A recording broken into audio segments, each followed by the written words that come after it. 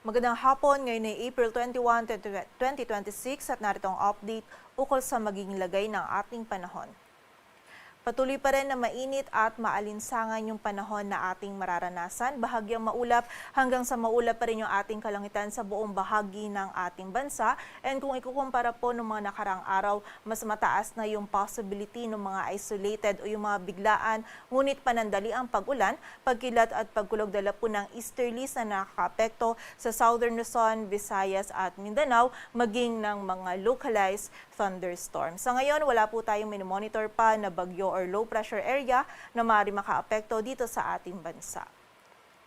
At para naman sa magiging lagay ng ating panahon bukas, araw ng Miyerkules, dito sa Metro Manila maging sa buong bahagi ng Luzon ay magiging bahagyang maulap hanggang sa maulap pa rin po yung ating kalangitan. Mainit at maalinsangan pa rin yung panahon na ating mararanasan, kaya hanggat maaari, limitahan lamang po yung ating mga outdoor activities. Kung hindi naman po maiiwasan or kung yung nature ng ating trabaho ay outdoors or sa labas, from time to time magpahinga at sumilong po tayo o giliin din natin yung pag-inom ng tubig, and huwag natin kalilimutan yung mga pananggalang natin sa direktang init ng araw. And kung ikukumpara din po ng mga nakarang araw, mas may possibility na din po tayo ng mga isolated na mga pag-ulan, dala po ng mga localized thunderstorms. Agwat po ng temperatura dito sa Metro Manila ay mula 25 to 34 degrees Celsius. Sa Baguio City ay 17 to 26. Sa Lawag ay 23 to 31 degrees Celsius. Sa area naman ng Tagaytay ay 22 to 32 degrees Celsius.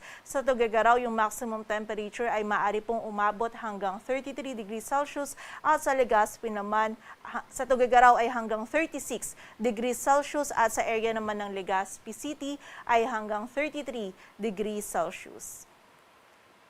Dito naman sa Palawan, maging sa buong bahagi din ng Visayas at Mindanao, bahagyang maulap hanggang sa maulap din po yung ating kalangitan. Possible pa rin po yung mga isolated rain showers or thunderstorms dulot po ng easterlies, lalong-lalo na sa hapon at gabi.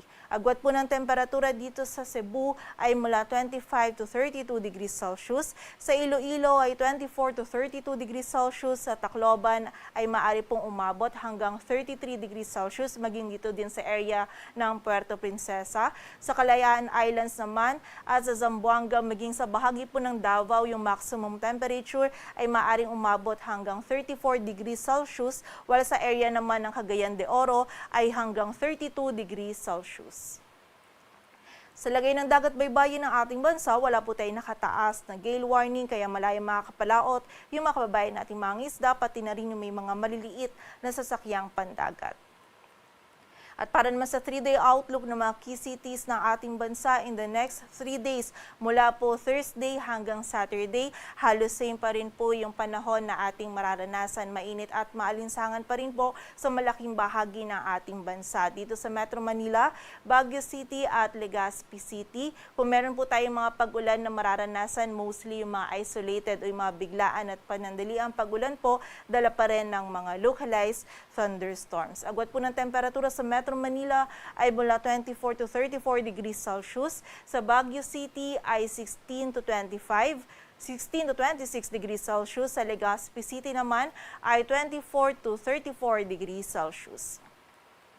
Dito naman sa bahagi ng Metro Cebu, Iloilo City at Tacloban City, magiging bahagyang maulap hanggang sa maulap pa rin po yung ating kalangitan, and possible pa din yung mga isolated rain showers or thunderstorms, dala naman po ito ng easterlies. Agwat po ng temperatura sa Metro Cebu ay mula 26 to 33 degrees Celsius, sa Iloilo City ay 24 to 32 at sa Tacloban City naman ay 26 to 32 degrees Celsius.